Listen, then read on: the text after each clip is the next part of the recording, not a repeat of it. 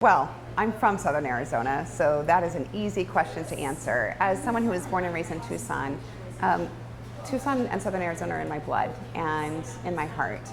And Southern Arizona has needs that are different from other parts of the state. So in particular, ensuring that we're protecting our military bases, both at Fort Huachuca and Davis-Monthan, are incredibly important. Paying close attention to the issues around water, which are incredibly important in Southern Arizona, and being smart about border security and commerce and trade. So those are issues that I think are really unique to Southern Arizona.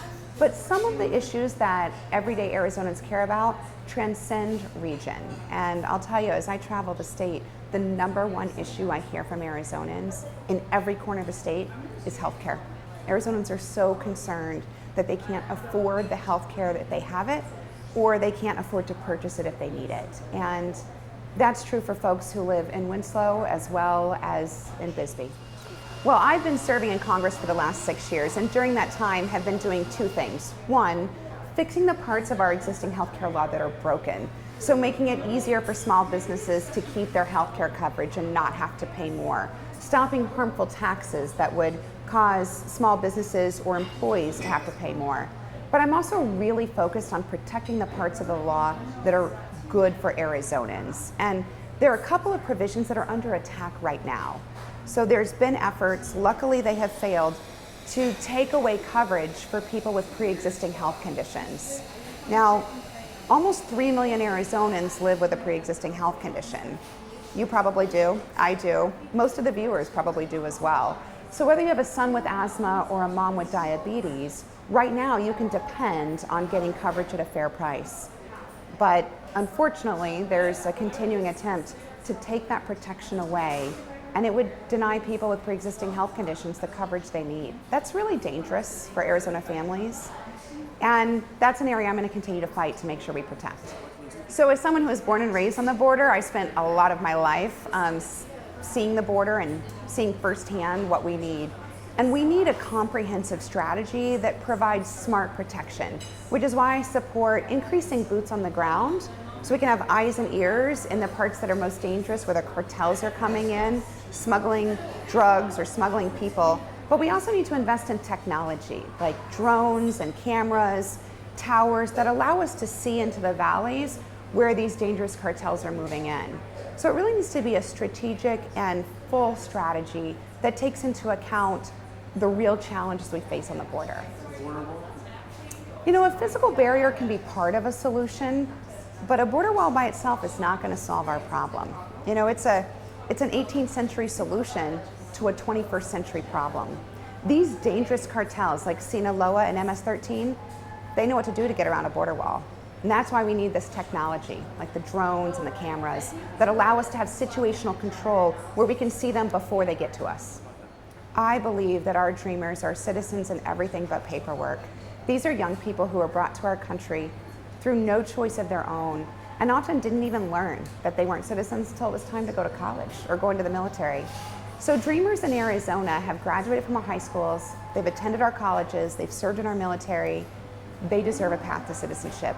And as Arizonans, we need them. They're great talent, they're a wonderful addition to our community, and I believe they should have a path to citizenship. Well, right now, there's an attempt by some in Congress to actually reduce Social Security benefits or increase the age for Social Security and to reduce benefits for seniors on Medicare. That's wrong.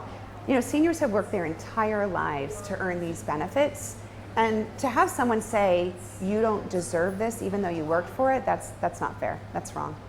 And when it comes to taking care of our veterans, you know, just earlier today, I met with a group of veterans over at U of A, and they shared with me the intense struggles they're facing to get the care that they need from the Tucson VA, and the struggle they have in getting their GI benefits to go to school and get a job. It's not right the way that our country is not taking care of veterans as they should be. And this is personal for me. You know, my little brother is in the Navy. My big brother is a retired Marine.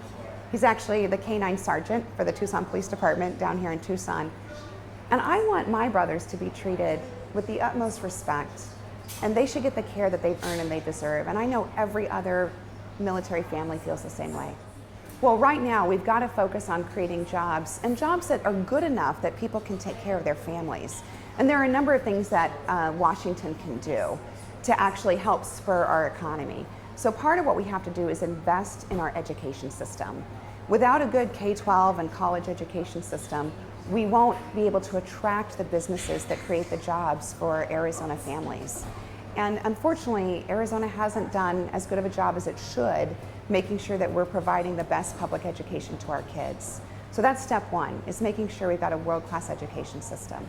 You know, I grew up in some pretty tough, challenging times and lived in poverty when I was a kid, but I got a good public education and I got to go to college and I got my shot at the American dream. And I want every kid, whether she or he lives in Sierra Vista or in South Tucson or in Oro Valley, to get that same shot that I got. And that's why we've got to invest in public education.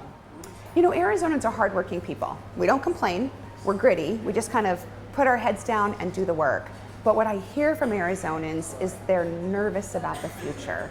And so they're worried their kids won't have a better life than them. They're worried maybe their kids aren't going to be able to go to college.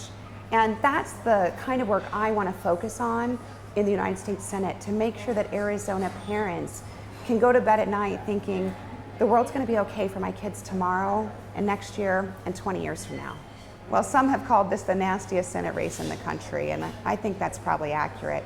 I'm disappointed that Martha has chosen to run a negative campaign that's just based on lies and distortions. But what I'm proud of is that our campaign is focused, laser focused on the issues that matter to everyday Arizonans. And I believe that voters will elect me because I share their core values. And I'm running a campaign that's based on the issues that matter to them. You know, Martha's chosen not to talk about the issues because her vote record is bad for Arizonans and it hurts Arizona families. So if she's chosen that disappointing road, that's her choice, but I think the voters will make a decision based on who shares their values. Well, I think the first thing I would say is that I have a proven track record of delivering real results for Arizonans, and I absolutely understand the challenges they face because I've been through those same challenges myself. And so many people helped me overcome the challenges I faced. I've dedicated my life to ensuring that I'm helping other people overcome the challenges in their life.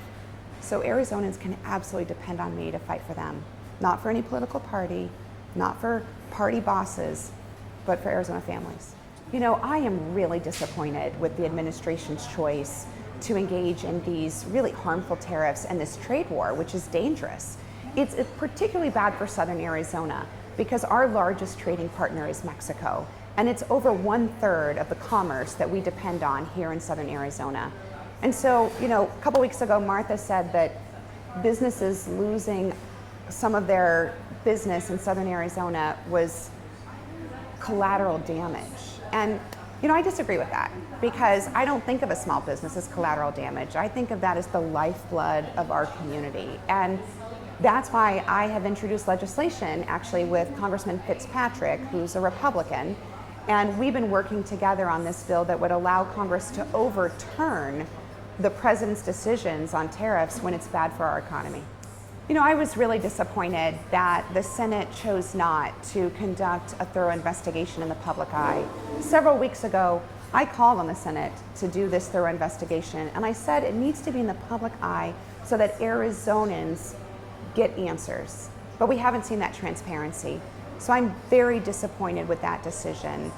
And I was also disappointed that during the testimony of last week, Judge Kavanaugh engaged in some fairly partisan language, and the hearing became quite ugly and partisan. And that concerns me. I think our judiciary should be above partisan politics. And finally, I was worried that it appears that Judge Kavanaugh may not have been entirely truthful in some of his answers during that testimony. And so for those reasons, I think that our Senate should choose a Supreme Court justice that we can all support. Yes, early voting starts in 6 days. So I think it's really important that Southern Arizona understands that ballots get mailed out on October 10th. And if voters haven't requested an early ballot, they can still do so right now. And we're encouraging folks to get that ballot, vote, and turn it in so you know your vote is counted this year. It's really important that Arizonans let their voice be heard this year.